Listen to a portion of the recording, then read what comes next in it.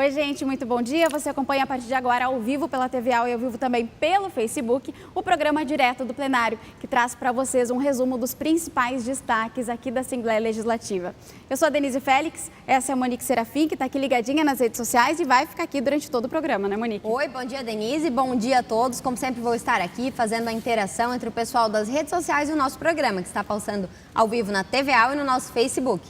Isso aí, a Monique vai ficar aqui lendo os comentários de vocês, tudo que vocês enviarem, a Monique pode ler ao vivo aqui durante o programa. Então enviem várias mensagens pra gente, que nós vamos lendo por aqui, a gente vai batendo papo e vai debatendo tudo que rola por aqui no Parlamento. Bom, e hoje a gente vai começar um programa num outro tom, diferente do que a gente tem feito até agora, porque a gente vai começar falando de um episódio muito triste, que é a morte do reitor da UFSC, Luiz Cancellier. Bom, a morte dele, claro, repercutiu nacionalmente, né, nos jornais, nas redes sociais e também aqui no Parlamento. Vários deputados falaram sobre esse triste episódio e a gente vai ver agora alguns pronunciamentos aqui. A forma trágica com que ela aconteceu, a única alternativa encontrada para salvaguardar a sua própria honra, ferida com uma história dedicada à comunidade catarinense, à educação, toda uma trajetória.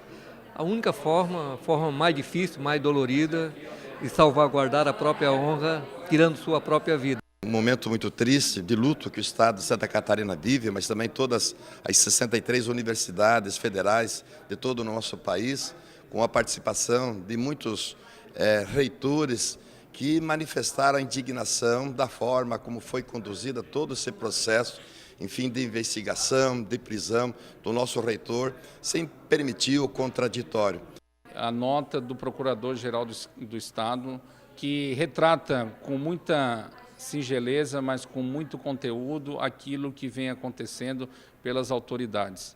Nós estamos afetos, infelizmente, aos abusos de autoridades. E, lamentavelmente, o fato ocorrido com o reitor da Universidade Federal de Santa Catarina nos acende um alerta, até porque, como advogado, nós percebemos que há realmente uma dificuldade no cumprimento do devido processo legal. Quando o Ministério Público e a Polícia Federal, antes de começar a investigação, a primeira preocupação deles é procurar um nome para a investigação. Quando vai fazer uma entrevista coletiva e a primeira pergunta que eles querem responder antes de dizer o fato é por que a operação se chamou aquele nome e explicar lá da história. Isso é produto de marketing, isso é busca de holofote, isso é busca de fama, é busca de ser a instituição, esta ou aquela, com maior credibilidade da população para dizerem que são os heróis. Nós não estamos atrás de heróis, nós estamos atrás de gente que faça o que está ali na lei. E o que foi feito com ele foi uma parafernália, um espetáculo que levou ele à morte. E a minha pergunta, a justiça determinou que ele voltasse à universidade por 2h30. Mas ele foi velado na Universidade Federal, então a ordem da justiça não vale para quando ele está morto? A sociedade brasileira quer sim o combate à corrupção. Mas para ter combate à corrupção não precisa espetáculo, não precisa destruir as pessoas sem garantir o direito de ampla defesa. O que aconteceu com o reitor tem acontecido com milhares, dezenas de pessoas de diferentes profissões, matizes políticas, enfim. E o que eu acho que nós precisamos refletir é até onde vai isso. Nós estamos abandonando nesse momento todos os preceitos constitucionais, que é o direito de ampla defesa, que é o devido processo legal, que fazem parte dos princípios da nossa Constituição brasileira. E é claro que nesse processo de espetacularização do combate à corrupção, há pessoas que não conseguem ver a sua vida destruída, a sua imagem, a sua história. Então, nós não entramos aqui no mérito do fato em si, do conteúdo da denúncia, porque isso eu entendo que cabe aos órgãos apurar e cabe, então, a punição quando nós tivermos a conclusão e a sentença final. Mas o caso do reitor fez refletir sobre as formas e estratégias de investigação. Primeiro a mídia sabe, destrói o cidadão e depois ele vai se defender. Então, acho que cabe uma grande grande reflexão e nós repudiamos, como presidente da Comissão de Educação também, que a vida de um cidadão, de um profissional da área da educação tenha sido tão destroçado e terminado desta forma trágica. A morte do reitor da UFSC, Luiz Cancellier, foi um tema abordado pelos deputados na sessão desta manhã e também um tema que foi falado sobre ontem também. O deputado Fernando Coruja, do PMDB, fez uma crítica a toda a operação, ao episódio, tudo o que aconteceu relacionado à morte do reitor da UFSC, e também quem falou sobre isso aqui na tribuna da Assembleia Legislativa foi o presidente da OAB em Santa Catarina, Paulo Brincas. Vamos dar uma olhada nos pronunciamentos dos dois. A prisão temporária, na situação colocada, certamente foi um exagero. E o Brasil tem abusado, sob o pretexto que há impunidade, sob o pretexto que pode haver, sob o pretexto que o mundo está muito atabalhoado, principalmente na política, e tem uma roubalheira danada, está se exagerando na prisão temporária e na prisão preventiva. E se prende por qualquer motivo. E ele sabia também, afastado da universidade, que não poderia entrar, que talvez a única forma dele voltar, e ele voltou para a universidade, era morto. Conseguiu entrar na universidade morto. Conseguiu entrar no lugar onde ele gostava, onde amava, morto. Em um caixão. É lamentável que precise de uma tragédia dessa proporção para se entender que, se você flexibiliza certos parâmetros constitucionais, como a questão da ampla defesa, como a questão do contraditório, você pode causar grandes injustiças. E o resultado dessas injustiças é completamente imprevisível. Foi uma situação que a gente viveu agora. É muito importante ter cuidado com isso. Uma prisão provisória, sem que se dê oportunidade de ouvir, nem de ouvir, quanto mais de defesa, isso pode gerar, numa pessoa séria, numa pessoa honesta, um efeito devastador. Alguém que trabalhou a vida inteira para construir uma reputação, para construir uma credibilidade, que se submete a uma situação dessa, uma das primeiras lições que a gente tem na Faculdade de Direito é o peso do sentimento da injustiça. Lógico que a morte do reitor da UFSC também repercutiu nas redes sociais aqui da Assembleia Legislativa. Monique, o que o pessoal tem falado sobre isso? Infelizmente, um assunto muito triste para a gente tratar essa semana e repercutiu nas nossas redes sociais, né? Nós tivemos muitas demonstrações de apoio ao trabalho da Polícia Federal, que foi contestado de certa forma, mas é por isso que é bom que se deixe claro aqui que as críticas elas não foram direcionadas ao trabalho destas instituições, mas aos exageros que às vezes causam injustiças. O que se discute entre os juristas são os critérios das prisões temporárias e preventivas que causam, às vezes, a condenação de uma pessoa pela opinião pública, que foi o que a gente pôde observar nos comentários acalorados que nós tivemos no nosso Facebook e nas nossas redes sociais. E que, às vezes, as pessoas são condenadas pela opinião pública antes mesmo de se ter início de o devido processo legal, que é o correto. Fica a reflexão. Então, é bom, se me permite, a gente fazer aqui um esclarecimento, né? Que o direito penal, ao contrário do que muito se propaga, ele não existe para punir as pessoas, mas para colocar um limite ao direito que o Estado tem de punir as pessoas. Se o Estado ele pudesse punir as pessoas sem limites, nós viveríamos numa ditadura, que é o que ninguém quer.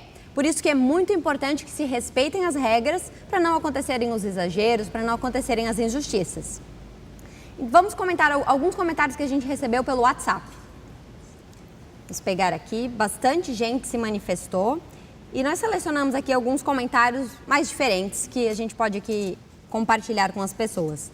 A Anne Clete de São José, ela disse o seguinte: nas redes sociais só encontrei pessoas que denegriram a imagem de um ser humano sem defesa, pessoas que se julgam advogados, juízes, gente sem limites. Tem muitas coisas nas nossas leis ultrapassadas que precisam urgentemente de mudanças.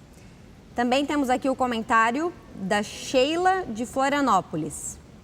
Ela disse o seguinte, uma outra reflexão. Não vejo esse clamor todo quando um pobre coitado preso por meses ou anos sendo inocente quando não tiveram dinheiro para pagar um bom e caro advogado e depois vão para a rua sem que ninguém se lembre do caso.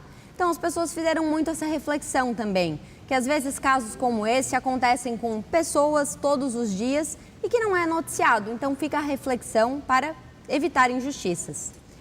E o Anilson de Florianópolis, aqui, vamos ler aqui, o Anilson de Florianópolis. Ele disse o seguinte: precisamos de uma atenção toda especial com a PM, que às vezes comete vários abusos e geralmente não são investigados. Mais 2 comentários aqui.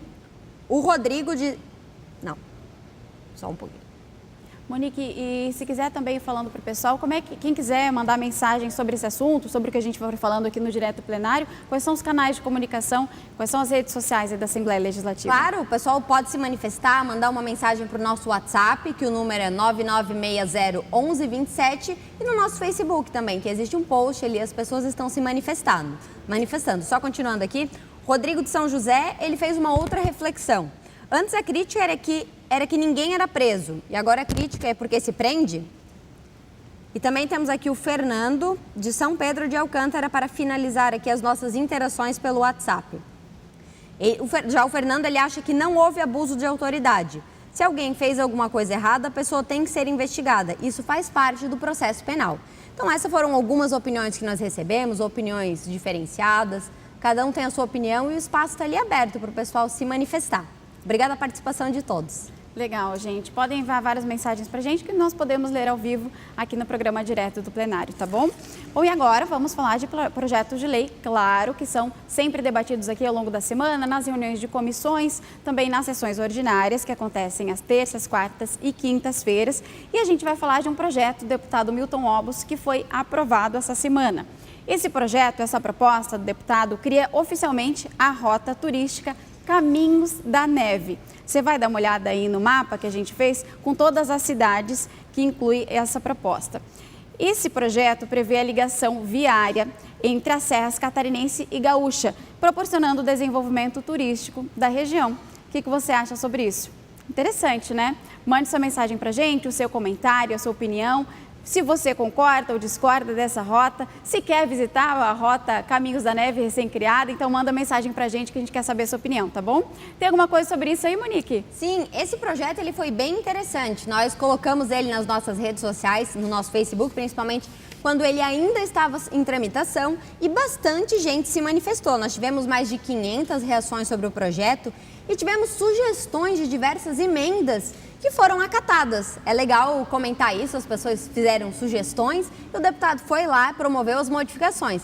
Quem tiver interesse em saber como é que ficaram os municípios, como é que ficou essa redação final, novamente eu vou colocar à disposição aqui o nosso WhatsApp. Mande uma mensagem pra gente, né? 4899601127 e mande ali Caminho das Neves, que eu posso informar direitinho como é que ficou essa lei. Legal.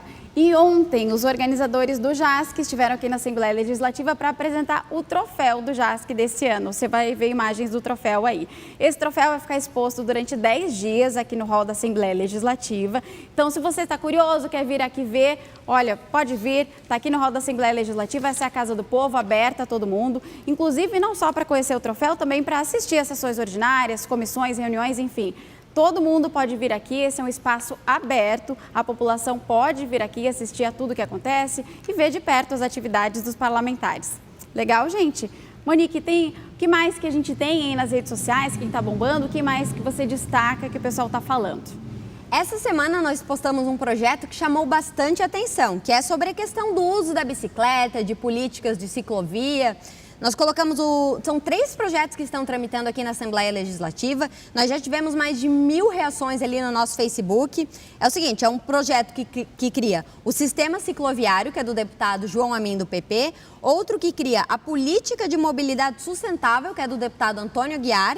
E mais o último aqui, que cria a política estadual de mobilidade por bicicleta e o programa de bicicleta em Santa Catarina, que é do deputado Valdir Cobalcini, do PMDB. E nós destacamos alguns comentários interessantes no nosso Facebook. Aqui, ó, a Paula Sandreschini, de Florianópolis, ela disse o seguinte: legal, espero que incluam as universidades na discussão. Existem grupos de pesquisa que estudam há anos essas estratégias. Ela, inclusive, marcou alguns amigos ali nos comentários do Facebook e disse que eles já vão se reunir para ler os projetos, discutir, Valeu, Paula. Muito interessante essa interação e é bom que vocês tragam pra gente também o que rolou aí nessa discussão. E que bacana essa iniciativa. Sim, sim. Temos mais 2 comentáriozinhos aqui, ainda dá tempo? Claro, com certeza. Ó, sobre a segurança para andar de bicicleta também, ó. A Bel Tosato, de Florianópolis, ela disse o seguinte: em Coqueiros, os ciclistas têm que disputar com os carros e os carros correr dos ciclistas. Gostaria de usar minha bike em Coqueiros, onde moro, mas tenho medo. Espero que esse projeto saia do papel e nos traga segurança. E por último aqui tivemos o comentário do Rodrigo Duruzanini de São José. Já pensou a maior ciclovia litorânea do Brasil? Poderia ser em Santa Catarina. Não, já pensou numa ciclovia em toda a faixa litorânea de Florianópolis? Não só facilitaria o transporte, mas também geraria turismo e emprego. Pensem nisso, pensem grande, pensem em bicicleta. Então o pessoal se animou bastante com esse projeto e nosso post está ali. Quem quiser comentar, deixar sua opinião, participar, é muito importante. Legal. E chegou a hora de dar tchau, né? Chega hoje, acabou o direto plenário, agora nem semana que vem, só lembrando, a gente não vai ter direto plenário, só na outra semana, que daí a gente se encontra de novo, mas enviem pra gente lá os comentários de vocês, que a gente vai lendo por aqui, né, Monique? Sim, isso mesmo. Por hoje são esses assuntos aí e a gente espera vocês na próxima semana depois do feriado. Isso aí, gente. Obrigada pela participação de todos vocês. É muito importante, nós queremos saber a opinião de vocês, então enviem comentários pra gente. Nós queremos ler e debater com vocês aqui. Tragam, inclusive, sugestões pra gente que a gente pode abordar aqui no Direto Plenário. Combinado? E quem quiser vir aqui na Assembleia Legislativa, ver de perto todas as atividades parlamentares, estão super convidados, serão muito bem-vindos, serão muito bem recebidos por aqui. O Direto Plenário de hoje, então, fica por aqui. Obrigada pela participação de todos vocês. Aí a gente se encontra, então, na outra semana. Combinado? Obrigada. Tchau.